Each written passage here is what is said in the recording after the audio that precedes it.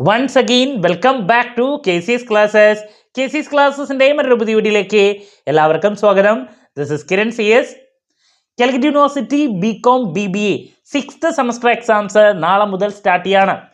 BCom സ്റ്റുഡൻസിന് നാളെ വരുന്നത് ഏറ്റവും ഇമ്പോർട്ടൻ്റ് ആയിട്ടുള്ള സബ്ജക്റ്റ് ആണ് income tax and GST.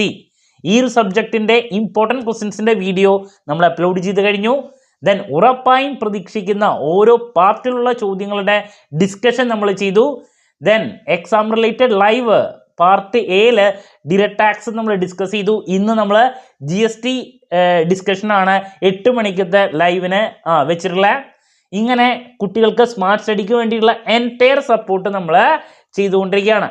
Then അതുമാത്രമല്ല, നമ്മുടെ സ്ഥാപനം BCom BBA സ്റ്റുഡൻസിന് എക്സാം ഓറിയൻറ്റഡ് ആയിട്ട് ഓൺലൈൻ കോച്ചിങ് പ്രൊവൈഡ് ചെയ്യുന്നുണ്ട്.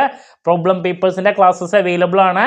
നിങ്ങൾക്ക് ക്ലാസ്സിൽ ജോയിൻ ചെയ്ത് നല്ല മാർക്ക് മേടിക്കാൻ താല്പര്യം ഉണ്ടെങ്കിൽ ഡിസ്ക്രിപ്ഷൻ ബോക്സിലുള്ള എൻ്റെ വാട്സപ്പ് നമ്പറിൽ കോൺടാക്ട് ചെയ്യാം. Income tax and GST, fundamentals of investment, ഇതൊക്കെ അവൈലബിൾ ആണ് കേട്ടോ. ഓക്കെ, സോ നമ്മൾ എപ്പോഴും ചെയ്യുന്ന പോലെ തന്നെ ലാസ്റ്റ് ഡേ എക്സാമിനേഷൻ ടിപ്സ് ആണ് ഈ ഒരു വീഡിയോയിൽ ഇൻക്ലൂഡ് ചെയ്തിട്ടുള്ളത്. ഇപ്പോൾ പഠിച്ചുകൊണ്ടിരിക്കുന്ന കുട്ടികളാണെങ്കിലും നാളത്തെ എക്സാമിന് ജസ്റ്റ് ഒന്ന് പാസ് ആകണമെങ്കിൽ, അതുമാത്രമല്ല നല്ലൊരു സ്കോറിലോട്ട് പോകണമെങ്കിൽ നിങ്ങൾ നിർബന്ധമായും ശ്രദ്ധിക്കേണ്ട കാര്യങ്ങളാണ് ഈ ഒരു വീഡിയോയിൽ നമ്മൾ ഇൻക്ലൂഡ് ചെയ്തിട്ടുള്ളത്. സോ ഞാൻ ഇതിനേക്കാൾ മുമ്പ് പറഞ്ഞ ആദ്യത്തെ ഇമ്പോർട്ടൻറ്റ് പോയിന്റിലോട്ടാണ് നമ്മൾ പോകുന്നത്. ഇൻകം ടാക്സ് ആൻഡ് GST ഈ ഒരു സബ്ജക്റ്റിൽ പ്രോബ്ലംസ് ഉണ്ടെങ്കിലും അവിടെ പ്രോബ്ലംസ് സ്കിപ്പ് ചെയ്താലും തിയറി മാത്രം ഫോക്കസ് ചെയ്താൽ തന്നെ നമുക്ക് നല്ല മാർക്സിലോട്ട് പോകാൻ സാധിക്കും. സോ ലാസ്റ്റ് മൊമെന്റിൽ പഠിക്കുന്ന കുട്ടികൾ ഓൾറെഡി നിങ്ങൾക്ക് പ്രോബ്ലംസ് നല്ല രീതിയിൽ ചെയ്ത് പഠിച്ച് അറിയാമെങ്കിൽ മാത്രം അതിലോട്ട് ചാടി ഇറങ്ങുക. അതല്ലെങ്കിൽ അത് നിങ്ങൾ മാറ്റി നിർത്തിയാലും നിങ്ങൾക്ക് പാസ് മാർക്കിനുള്ള വകുപ്പ് അവിടെ ഉണ്ട്. കാരണം 2 പ്രോബ്ലംസ് ആണ് വരാറ്. ഡിറക്റ്റ് ടാക്സിൽ നിന്ന് 5 മാർക്കിൻ്റെ ഏതെങ്കിലും ഒരു പ്രോബ്ലം പാർട്ട് ബിയിലും പാർട്ട് സിയിലും ഒരു essay question, total income tax liability calculate ചെയ്യാൻ വേണ്ടിയിട്ടുള്ള ഒരു പ്രോബ്ലം. അങ്ങനെ ടോട്ടൽ 15 മാർക്കിൻ്റെ ആണ് അവിടെ നമുക്ക് പ്രോബ്ലംസ് ആയിട്ട് വരുന്നത്. ബാലൻസ് മുഴുവൻ തിയറിയാണ്. അപ്പോൾ തിയറി ഫോക്കസ് ചെയ്താൽ തന്നെ നമുക്ക് അവിടെ പാസ് ആകാൻ സാധിക്കും. അപ്പോൾ ലാസ്റ്റ് മൊമെന്റിൽ പഠിക്കുന്ന കുട്ടികൾ അറിയാമെങ്കിൽ മാത്രം പ്രോബ്ലംസിലോട്ട് പോകുക, അതല്ലെങ്കിൽ അത് സ്കിപ്പ് ചെയ്യുക. നിങ്ങളുടെ കൺവീനിയൻസ് ആണ്. നമ്പർ 2, രണ്ടാമത് പറയാനുള്ളത്, കുട്ടികൾ ഏറ്റവും കൂടുതൽ ചോദിച്ചിട്ടുള്ള ഒരു ചോദ്യമാണ്, എത്ര പെർസെൻറ്റേജ് ആണ് ഡിറക്റ്റ് ടാക്സ്, എത്ര പെർസെൻറ്റേജ് ആണ് GST. അപ്പോൾ 60% ക്വസ്റ്റ്യൻസിൻ്റെ മാർക്സ് വരുന്നത് ഡിറക്റ്റ് ടാക്സിൽ നിന്നും 40% മാത്രമാണ് ഇൻഡയറക്റ്റ് ടാക്സിൽ നിന്നും വരാം. സോ അതുകൊണ്ട് തന്നെ ഡിറക്റ്റ് ടാക്സിന് നിങ്ങൾ കൂടുതൽ വെയിറ്റേജ് കൊടുത്ത് പഠിച്ചിരിക്കണം. 4 essayയിൽ 3 essay ഡിറക്റ്റ് ടാക്സും ഒരൊറ്റ essay ആണ് GST വരാം. 2 മാർക്കിൻ്റെ 15 ചോദ്യങ്ങളിൽ 8 ചോദ്യങ്ങൾ ഡിറക്റ്റ് ടാക്സും 7 ചോദ്യങ്ങൾ ഇൻഡയറക്റ്റ് ടാക്സുമാണ് വരാം. ദെൻ പാർട്ട് ബിയിൽ കറക്റ്റ് 4 ചോദ്യങ്ങൾ, 4 ചോദ്യം ഡിറക്റ്റ് ടാക്സ്, 4 ചോദ്യം ഇൻഡയറക്റ്റ് ടാക്സും. അപ്പോൾ ഇത് മനസ്സിൽ വേണം. ഇനി നമുക്ക് പാസ് ആകാൻ വേണ്ട മാർക്സിൻ്റെ കാര്യങ്ങൾ നിങ്ങൾക്ക് അറിയുന്നതാണ്. ടോട്ടൽ നമുക്ക് വേണ്ടത് 35 മാർക്കാണ്. ഈ 35 മാർക്ക് നമുക്ക് എങ്ങനെ നേടാം? സോ 35 മാർക്കിൽ ഇന്റേണൽ മാർക്സ് 20, അതിൽ നിങ്ങൾക്ക് MCQ ക്വസ്റ്റ്യൻസിലോട്ട് ഫോക്കസ് ചെയ്താൽ ഡിസ്റ്റൻസ് എഡ്യൂക്കേഷൻ സ്റ്റുഡൻസിന്, ദെൻ റെഗുലർ സ്റ്റുഡൻസിന് ടീച്ചേഴ്സിൻ്റെ കയ്യിൽ നിന്ന് ലഭിക്കും. സോ മിനിമം ഒരു 10 മാർക്ക് നമുക്ക് ഇന്റേണൽ ആയിട്ട് MCQയിൽ നിന്നോ അതല്ലെങ്കിൽ നിങ്ങളുടെ ടീച്ചേഴ്സിൻ്റെ കയ്യിൽ നിന്നോ ലഭിച്ചാൽ ബാലൻസ് 25 മാർക്ക് നമുക്ക് ഔട്ട് ഓഫ് 80 എഴുതി മേടിക്കാൻ ഒരു പാടില്ല. എങ്ങനെ സാധിക്കും? അതാണ് നമ്മളിവിടെ പറയുന്നത്. 2 പാർട്ടിലോട്ട് നിങ്ങളുടെ ഫോക്കസ് പോയാൽ മതി. ഞാൻ എപ്പോഴും പറയുന്നതാണ്, പാർട്ട് എയും പാർട്ട് സിയും. ഈ 2 പാർട്ടിലോട്ട് നിങ്ങൾക്ക് ഫോക്കസ് ചെയ്യാൻ സാധിച്ചാൽ നിങ്ങൾ പാസ്സായിരിക്കും, പുഷ്പം പോലെ. നമ്പർ 1, പാർട്ട് സിയിൽ 4 ചോദ്യങ്ങളാണ് വരുന്നത്. ഞാൻ പറഞ്ഞു, അതിൽ 2 ചോദ്യങ്ങൾ നമ്മൾ അറ്റൻഡ് ചെയ്താൽ മതി. ഇതിൽ നിർബന്ധമായും ഒരു പ്രോബ്ലം ഉണ്ടായിരിക്കും, അത് ടോട്ടൽ ഇൻകം കമ്പ്യൂട്ടേഷനാണ്. നിങ്ങൾക്കത് അറിയാമെങ്കിൽ നിങ്ങൾക്ക് ചെയ്യാം, അതല്ലെങ്കിൽ ബാക്കി 3 തിയറി ചോദ്യങ്ങളാണ് essayക്ക് വരാം. ഞാൻ ഉറപ്പായും പ്രതീക്ഷിക്കുന്ന essay ചോദ്യങ്ങളുടെ വീഡിയോ ചെയ്തിട്ടുണ്ട്. അത് നോക്കിയാൽ നിങ്ങൾക്ക് അറിയാൻ സാധിക്കും റിപ്പീറ്റ് ആയിട്ട് വരുന്ന essay ചോദ്യങ്ങൾ ഏതൊക്കെയാണെന്നുള്ളത്. അതിൻ്റെ പ്രത്യേകത എങ്ങനെ നമുക്ക് ഇപ്പോൾ പഠിക്കുന്ന കുട്ടിക്കും അത് കിട്ടും എന്നുള്ളതാണ് ഞാൻ പറയുന്നത്. അതിൽ essay ആയിട്ട് ഒരെണ്ണം GSTയിൽ നിന്നാണ് വരാം. സോ അത് ജി എസ് ടിയിൽ നിന്നിൻ്റെ ക്വസ്റ്റ്യൻസ് വരുമ്പോൾ ബേസിക് ചോദ്യങ്ങളാണ് മിക്ക പേപ്പറുകളിലും കണ്ടുവരാറ്. ജി എസ് ടി എന്താണ്, അതിൽ പലതരത്തിലുള്ള G S T, C G S T, S G S T, I G S T, U T G S T, അതിനെ എക്സ്പ്ലെയിൻ ചെയ്യാൻ അല്ലെങ്കിൽ ജി എസ് ടിയുടെ ആ ഇവല്യൂഷൻ എക്സ്പ്ലെയിൻ ചെയ്യാൻ വരാറുണ്ട്. അതല്ലെങ്കിൽ 3 സപ്ലൈയിൽ ടൈം ഓഫ് സപ്ലൈനെ പറ്റിയുള്ള ചോദ്യമാണ് പിന്നെ കണ്ടുവന്നിട്ടുള്ളത്.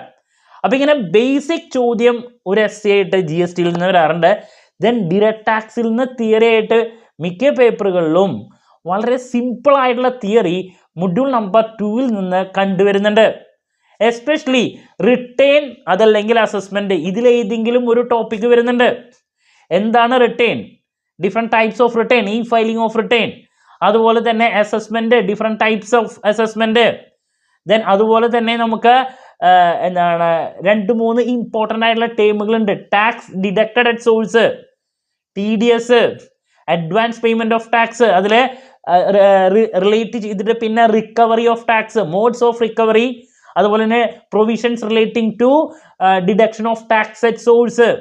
ഇങ്ങനെ ബേസിക് ആയിട്ടുള്ള ഈസി ടോപ്പിക്കുകൾ. പിന്നെ അതോറിറ്റീസ് ഏതൊക്കെയാണ്, ഇൻകം ടാക്സ് അതോറിറ്റീസ് ഏതൊക്കെയാണ്, അവരുടെ powers, identify these income tax authorities.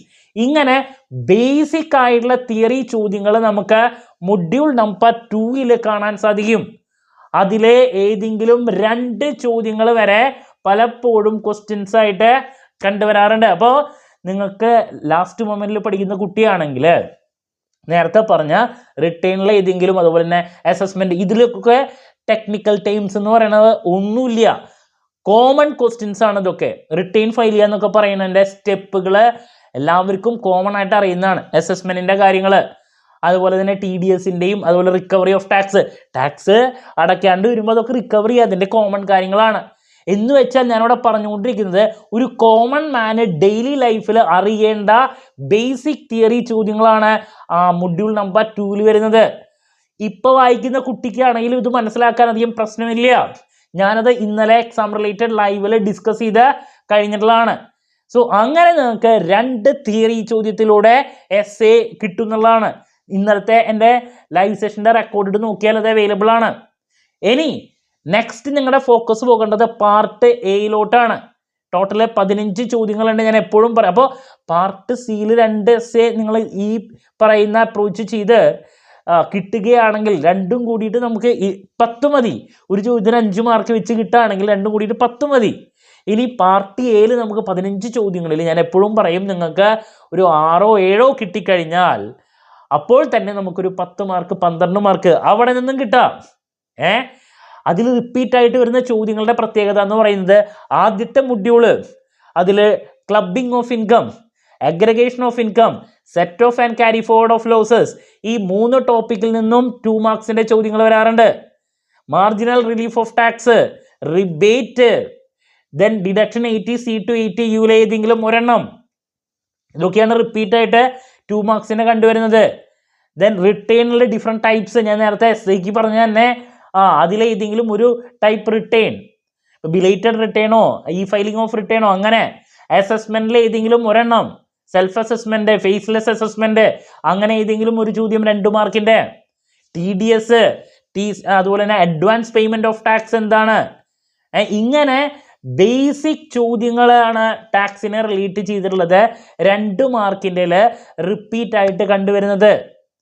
So എൻ്റെ 2 മാർക്സിൻ്റെ റിപ്പീറ്റ് ചോദ്യങ്ങളുടെ വീഡിയോ കണ്ടു കഴിഞ്ഞാൽ നിങ്ങൾക്ക് അറിയാൻ സാധിക്കും. GSTയുടെ ഏരിയയിലോട്ട് വരുമ്പോൾ GST എന്താണ്, CGST, IGST, UTGST, supply, time of supply, value of supply, place of supply, ഇതിൽ ഏതെങ്കിലും ഒരു supply, mixed supply, composition supply, ഇങ്ങനെ എന്താണ് ബേസിക് ചോദ്യങ്ങൾ മിക്ക പേപ്പർ. HSN കോഡ് എന്താണ്, ഡെബിറ്റ് നോട്ട് ക്രെഡിറ്റ് നോട്ട് എന്താണ്, ദെൻ റിപ്പീറ്റ് ആയിട്ട് വരുന്ന മറ്റൊരു ചോദ്യം ഇൻപുട്ട് ടാക്സ് ക്രെഡിറ്റ് എന്താണ്, കാസ്കാഡിംഗ് ഇഫക്റ്റ് എന്താണ്, ഇ-വേ ബിൽ എന്താണ്, ഇങ്ങനെ. ദെൻ ഇലക്ട്രോണിക് ലെഡ്ജർ എന്താണ്, ദെൻ രജിസ്ട്രേഷൻ എന്താണ്, റിവോക്കേഷൻ ഓഫ് രജിസ്ട്രേഷൻ എന്താണ്, ഇൻസ്പെക്ഷൻ, സെർച്ച്, CCR. അപ്പോൾ ഇങ്ങനത്തെ ബേസിക് ചോദ്യങ്ങൾ. സീറോ റേറ്റഡ് സപ്ലൈ എന്താണ്, മിക്സഡ് സപ്ലൈ, ഇതൊക്കെ റിപ്പീറ്റ് ആയിട്ട് 2 മാർക്സിന് വരുന്ന ചോദ്യങ്ങളാണ്. അപ്പോൾ ഇങ്ങനെ ബേസിക് ചോദ്യങ്ങൾ നോക്കിയാൽ അതിൽ നിന്ന് തന്നെ നമുക്ക് ഒരു 10-12 മാർക്ക് കിട്ടും. അങ്ങനെ പാർട്ട് എയും പാർട്ട് സിയും നമ്മൾ ഈ രീതിയിൽ ഫോക്കസ് ചെയ്താൽ രണ്ടും കൂടിയിട്ട് നമുക്ക് ഒരു 20നേക്കാൾ കൂടുതൽ കിട്ടി. നേരത്തെ പറഞ്ഞ ചോദ്യങ്ങളിൽ നിന്ന് തന്നെ 5 മാർക്കിൻ്റെ ചോദ്യങ്ങൾ നമുക്ക് പ്രതീക്ഷിക്കാം. അസസ്മെൻറ്റിൽ നിന്നും റിട്ടേണിൽ നിന്നും അതുപോലെ തന്നെ set of and carry forward of losses clubbing ഇതിൽ നിന്നൊക്കെ 5 മാർക്കിൻ്റെ ചോദ്യം വരും. ഒരൊറ്റ പ്രോബ്ലമാണ് ഇവിടെ ആകെ കൂടിയിട്ട് വരാറ്. ദെൻ GSTയുടെ ബേസിക്സിൽ നിന്നും 5 മാർക്കിൻ്റെ ചോദ്യങ്ങൾ, ഇപ്പം GSTN, IN, GST കൗൺസില്, അങ്ങനെ ബേസിക് ചോദ്യങ്ങളിൽ നിന്ന് GSTയുടെ അഡ്വാൻറ്റേജസ് ഡിസഡ്വാൻറ്റേജസ് അങ്ങനെയും നമുക്കപ്പോൾ ഓൾറെഡി പാർട്ട് സിക്കും എക്കും പഠിച്ച ചോദ്യങ്ങൾ തന്നെ 5 മാർക്കിൻ്റെയും കിട്ടും. അപ്പോൾ പാർട്ട് സിയും എയും ഫോക്കസ് ചെയ്താൽ തന്നെ പിന്നെ പാർട്ട് ബിയിലേക്കുള്ള ചോദ്യങ്ങൾ നമുക്ക് ചിലപ്പോൾ അതിൽ നിന്ന് കിട്ടും. ഇങ്ങനെ 2.5 മണിക്കൂർ നമ്മൾ നല്ല രീതിയിൽ എല്ലാ ചോദ്യങ്ങളും അറ്റൻഡ് ചെയ്യുകയാണെങ്കിൽ 35 അല്ല ടോട്ടൽ, അതിനേക്കാൾ കൂടുതൽ സ്കോർ ചെയ്ത് പുഷ്പം പോലെ ഈ സബ്ജക്റ്റിലോട്ട് അല്ലെങ്കിൽ ഈ സബ്ജക്റ്റ് പാസ്സാകാൻ സാധിക്കുന്നതാണ്. അപ്പോൾ ഈ ഒരു അപ്രോച്ച് ഫോളോ ചെയ്യാം. ലാസ്റ്റ് മൊമെൻറ്റിൽ പഠിക്കുന്ന കുട്ടികൾ essay പാർട്ടിലോട്ട് പോകുമ്പോൾ module number 2 direct tax, then GSTയുടെ ബേസിക് കാര്യങ്ങൾ നോക്കുക. അപ്പോൾ തന്നെ തിയറി ആയിട്ട് 2 essay കിട്ടി. പാർട്ട് എയിൽ ഞാൻ റിപ്പീറ്റ് ആയിട്ട് പറഞ്ഞ ചോദ്യങ്ങൾ നോക്കുക. അപ്പോൾ തന്നെ പാർട്ട് സിയിലേക്കും അവിടെ ഒരു എഡ്ജ് കിട്ടും. ദെൻ 2.5 മണിക്കൂർ മുഴുവൻ സ്പെൻഡ് ചെയ്യുക, എല്ലാ ചോദ്യങ്ങൾക്കും ആൻസർ കൊടുക്കുക. നിങ്ങൾ നിർബന്ധമായും പാസ്സായിരിക്കും, ഒരു പ്രശ്നമില്ലാണ്ട്. അപ്പോൾ ഈ ഒരു അപ്രോച്ചാണ് നിങ്ങൾ ഫോളോ ചെയ്യേണ്ടത്. ക്ലാരിറ്റി കിട്ടിയെന്ന് പ്രതീക്ഷിക്കുന്നു. എന്ത് ഡൗട്ട് ഉണ്ടെങ്കിലും കമൻറ്റ് ചെയ്യാനുള്ള മറുപടി ഞാൻ വീഡിയോസിലൂടെ നൽകുന്നതായിരിക്കും. ഇന്ന് 8 മണിക്കത്തെ ലൈവ് നിങ്ങൾ നിർബന്ധമായും അറ്റൻഡ് ചെയ്യുക. അതിനുശേഷം നാളെ എക്സാമിന് ശേഷം എക്സാം റിവ്യൂ ആയിട്ട് വീണ്ടും കാണാമെന്നുള്ള പ്രതീക്ഷയോടെ നിർത്തുന്നു. This is Kiran CS signing off. Have a nice day. Thank you and all the very best.